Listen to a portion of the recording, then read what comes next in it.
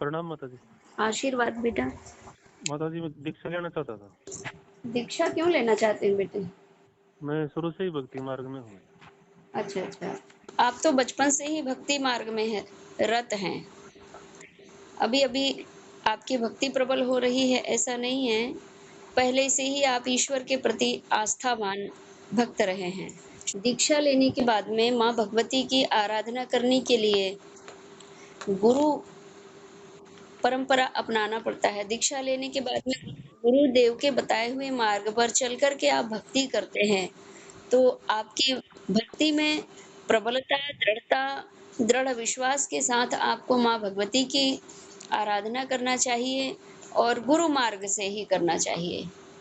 क्योंकि भगवत भक्ति की प्राप्ति, ईश्वर की प्राप्ति का सुलभ मार्ग होता है सद्गुरु।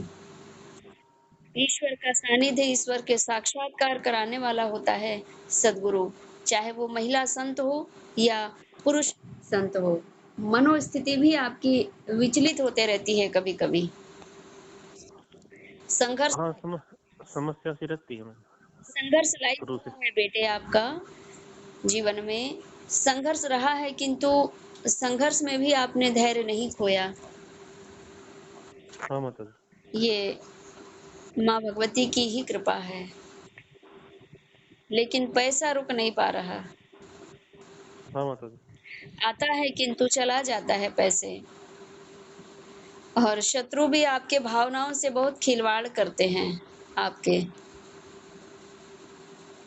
हाँ माता जी। इतना मधुर स्वभाव है आपका, अपने जीवन में आपने किसी का भी मन दुखाने वाला कार्य नहीं किया।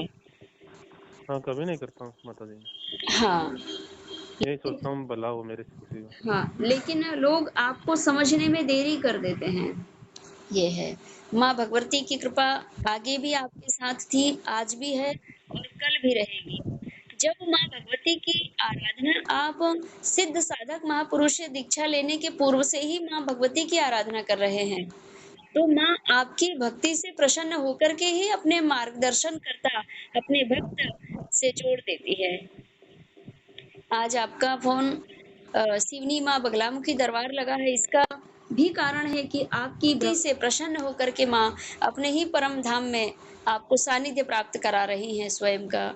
ये पूर्व जन्म के अनेक जन्मों के कर्मों का शुभ फल का प्रताप जब जागृत होता है, तब परमात्मा स्वयं अपने भक्त को खोज करके और अपनी शरण में ले लेते हैं।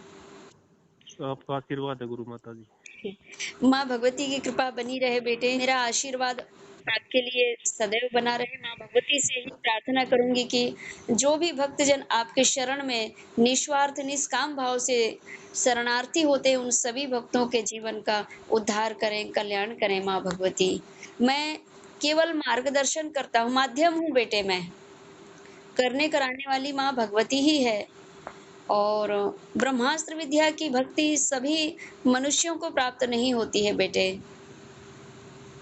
और अनेक जन्मों के जब भक्ति का शुभ प्रभाव जागृत होता है, तब इस जन्म में महाविद्याओं की भक्ति का संयोग प्राप्त होता है। और महाविद्याओं से भी श्रेष्ठ जो है माँ भगवती ब्रह्मास्त्र विद्या की भक्ति प्राप्त होती है। वे अनेक जन्मों के शुभ फल का प्रताप होता है। आज माँ भगवती की दीक्षा लेने का जो आपने मन में संकल्प लिया,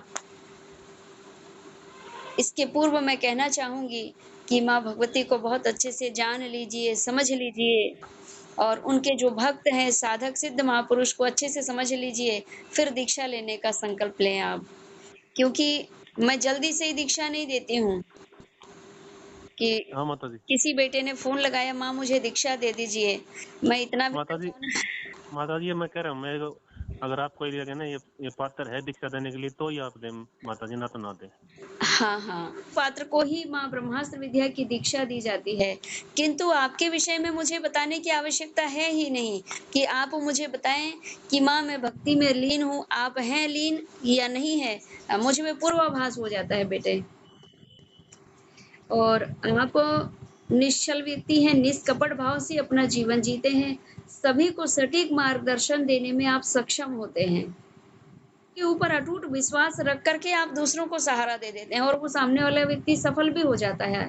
आपके माध्यम से, लेकिन पलट के धन्यवाद देने में देरी कर देते हैं आपके मित्र मंडली। वो तो जी परमात्मा की कृपा है जी, वो जैसे चाहेंगे वैसे होगा। हाँ हाँ।